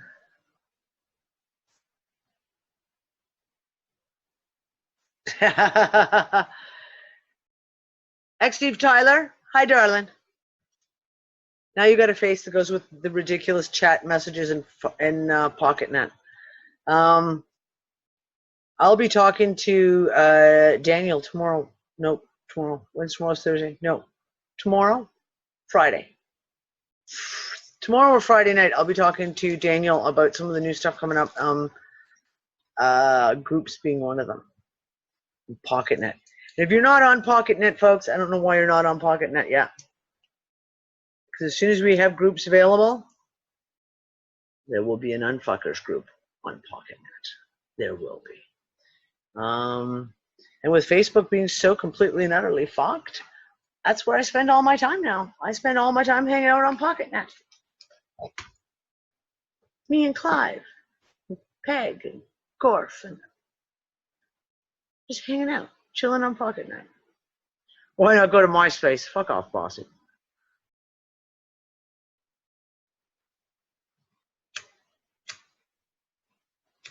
Oh, come on. Apparently, no, my lighter doesn't want to light.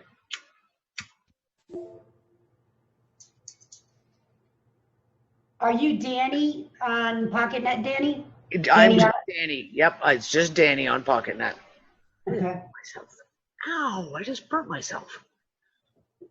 I'm there. I just, I can't really find my way around yet. There's nothing to find your way around. It's just a feed. Oh. Scroll through. All That's right. all there is. Just the feed. Well, there's the chat too. It's just the feed. That's all there is to find your way around on for right now. Though there's going to be one of the things Daniel's looking at doing. They're looking at doing. There's a if you add your tags on your post. So every time you put a post, you put a tag in, like, okay, politics or whatever. I think there's going to be a new tagging system in order to be able to organize posts by topic a little better, so that basically people can go in and go, I want to know about geomagnetic shit, and they'll be able to go to that section and pull up any posts about that subject, etc. Yeah, Clive, I really like PocketNet too. So all the PocketNet guys who, if you're watching it on the live stream, hi guys. Yeah, it's a great platform. It's a freaking awesome platform. Stephanie, don't even get me started. This is the third lighter I've been through this week. For just having lighters that they light. That one just burnt me too. I actually had a piece fly off and burn me right here in my hand.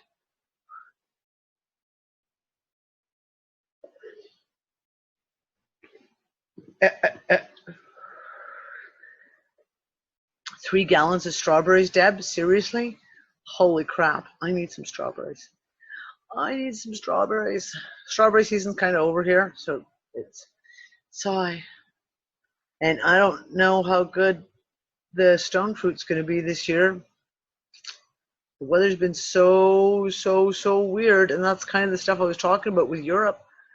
A lot of the areas that were hit in Europe with the really bad weather have been the fruit bowl of Europe. So like a lot of the vines, so all the grapevines, and a lot of the stone fruit areas and things like that. We'll have to see what comes through. We'll have to see.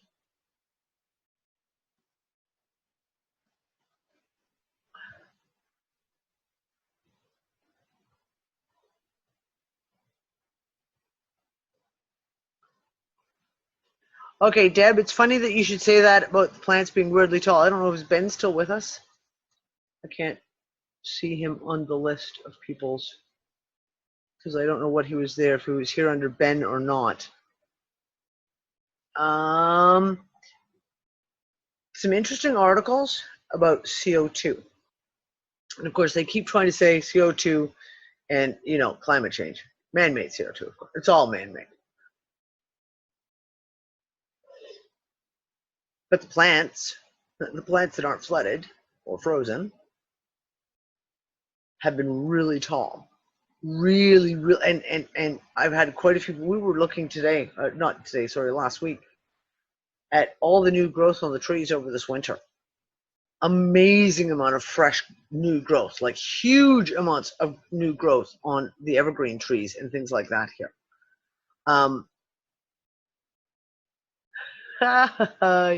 You guys are funny. And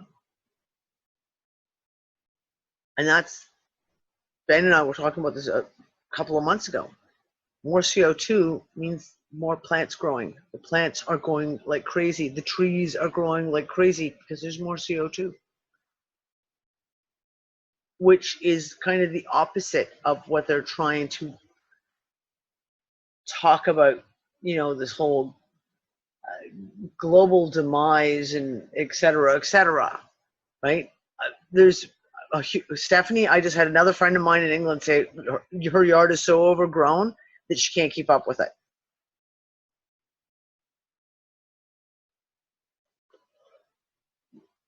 Clive, I've got weeds in my front garden almost as high as I am. Yeah, interesting shit. Interesting shit. I don't know, guys, like I said, the stuff has just gotten so crazy. And let alone the natural stuff that's all crazy. And natural, i.e. the weather, the geological, the plants, the growing systems, et cetera. I mean, politically and financially right now, it's ridiculous. It's asinine. It's beyond crazy. This whole bit with Iran at the moment in the States is everyone's just like, what?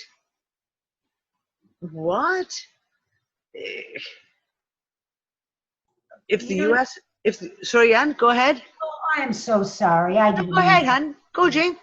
Well, I was just saying the other day that. Sorry, I just got home from work and I've been working outside. I was just saying the other day, it seems kind of weird that they could even start a war on this planet at this point between countries because the people are so mixed. You know, we have people from all over the place living in different countries. And it just seems like, why would humanity even allow it? You know, because families are all over the planet right now. Yep. Do you know what I'm saying? But I mean, the whole thing is that I've talked about this template for years now. Of every couple of months, they start something in the Ukraine, and once the Ukraine gets too hot, oh quick, let's jump over to Syria, and then Syria blows up, and then it's like, oh quick, oh fuck, people are catching on here. Okay, let's go to North Korea. And I called it back a year and a half ago. I said Venezuela's next. Boom, Venezuela gets hit. And once that got hot, when the two U.S. failed coups, two of them. Right. And I said, oh, here they go. They're going to jump. Boom, Iran. Iran's next. There goes Iran. And Iran's about to get ridiculously hot for them because they can't. Everyone in the world's going, yeah, no. The UAE came out today. The United Arab Emirates came out today, who's Saudi Arabia's biggest supporters. It's like their lapdog. And said, we don't see any evidence pointing to Iran and the sinking of these freighters. And until someone shows us some better evidence, we're going to say, yeah, no. Oh, wait. Like, this is like, no one is buying it. No one. America has left itself standing out in the cold, waving its guns to try and start all this bullshit up. And now Iran's going to get too hot. And I guarantee you, again, it's going to flip. It will flip again. It'll either flip to the Ukraine, because we haven't been there in a while, and they have the new president, and they have all the fucking NATO operations that are going on up in that area, again, like the ones in Romania. And the American troops got lost and ended up in a Romanian village and blamed it on the weather. I'm sorry, that was hysterical. That's how does that happen? That's fine.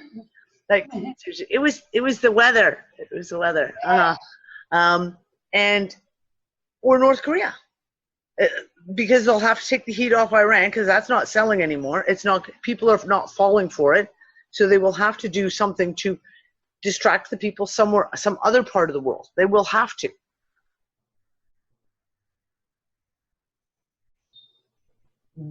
You know, we have a lot of people from India here in the States now. A lot of them. Plus, you know, of course, Mexican, and we have all kinds of people, Asian. And same as Canada. Canada's a melting pot. Right. Canada's I don't think I've ever met anyone from Iran, though. Oh, yeah. I went to school with Iranians. Oh. I had several friends I went to school with who were from Iran. I had friends from Lebanon. It used to be a joke.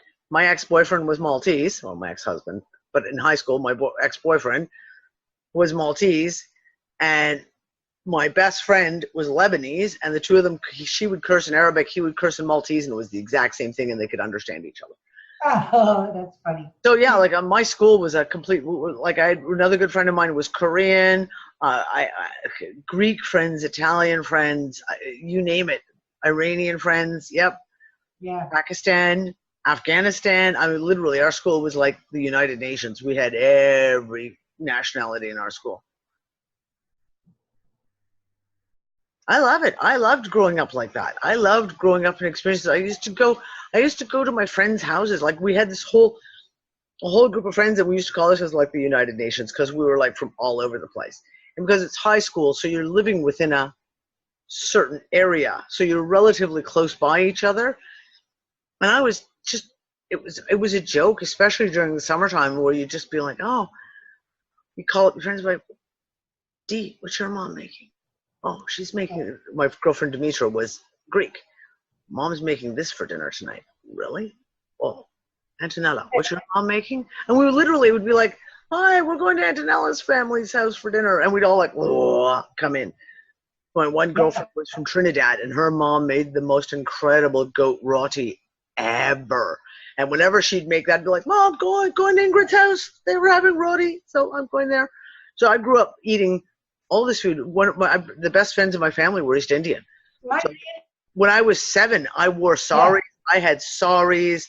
I knew how to eat curry properly and how to use the bread and the naan bread to pick up the curry. And so I loved it. I'm jealous.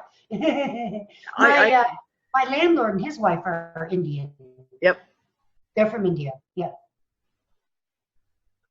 So that's one thing I loved about growing up in Toronto, is that I was surrounded by all nationalities, and it was like, I love food, cooking. That was the best thing in the world, is learning about a nationality by going and experiencing their food, and like I said, dressing up in their clothes. Like these friends of ours who were Indian, every time they went back home to India, which was once every 2 years, they'd always come back, and I'd have like a new sari, or I'd have a new Punjabi suit to wear, and they'd bring me back all these clothes and the jewelry, and that was from the time I was 7 until I was like a teenager. Oh, Stephanie, naan bread makes really good pizza crust. Yes, it does. In an emergency, naan bread makes really, really good pizza. Naan bread is awesome, dipped in melted brie. Oh, I've never had it with brie. Ooh, I've never had it with brie. Baked brie and some warm naan bread or naan bread. Yeah, it's so good. Oh, yeah. Fresh strawberries or some fresh fruit on the side. Yeah. One of my best friends in England was, she was born in England, but her family is East Indian. And when I lived in Malta before, I used to go up to London on buying trips all the time. Like every month and a half, 2 months, I'd be up in London. I'd always stay at her house. And Mrs. Patel would always, I'd have a full day of like meetings, going out to go buying all the stuff for our shop that we had. And she'd be like, no, you shouldn't be buying your food. That's too much money. Don't waste your money. And she'd pack me like a little lunch. And it would be like naan bread, and it'd be like fresh homemade yogurt, and there'd be all these amazing like samosas and everything. So I was always well looked after. Always well looked after. Yeah, exactly. Well, guys, we're pretty much towards the end of the show now. Now that we're all talking nothing but Indian food, etc., etc. No one in my house will eat Indian food. It's a really, I should have trained them when my kids, should train them when they were young to eat Indian food, because I love Indian food. Really, really love Indian food. Oh, yeah, Sony, I know, yep. Salon, yep.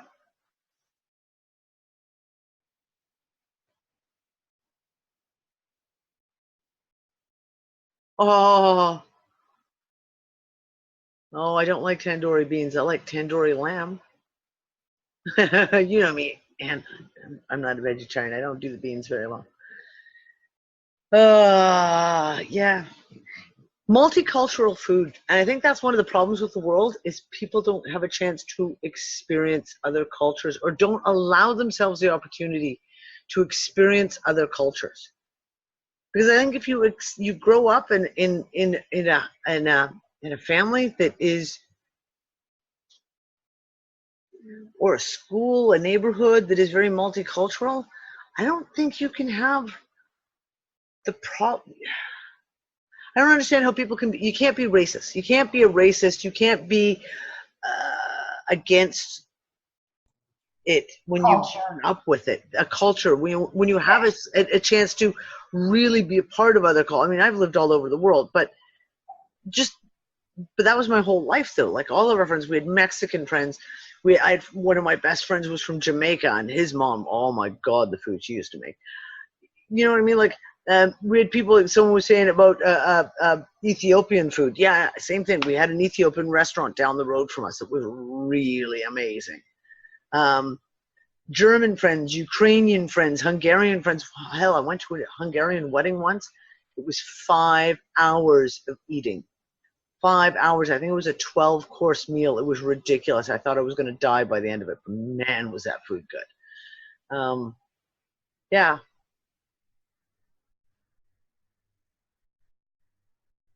Yeah. Heal the world through sharing of food. Absolutely. I think it could be done. I think it could be done. So we have up and coming, let me think. Fringe this Sunday on, I hope I've got this right. Jules, are you still here? Jules is here. Hold on. Oh, no, not that. Seriously, I'm trying to get my thing to come up. On Saturday, July 6th, I believe, unless we've gone and changed the schedule again, will be the next episode of the astrology discussion. And we'll be talking about the baby boomers. Yep, July 6th. And then Amina's worked out the schedule, and I've forgotten it, so I'm going to have to get her to send it to me again. So I'm going to do up an actual full schedule so we can post it. So everyone will be able to refer to know all the dates. We've got all the dates kind of worked out in advance for each of the waves. For each of the waves that we're going to be discussing.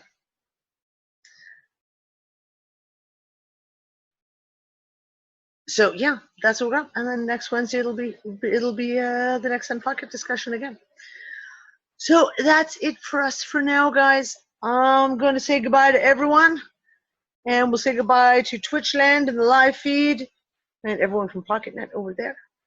And we'll just hang out and chit-chat for a few more minutes before I go to bed and crash. Yeah, because I'm tired. Okay, darlings. Bye, everyone.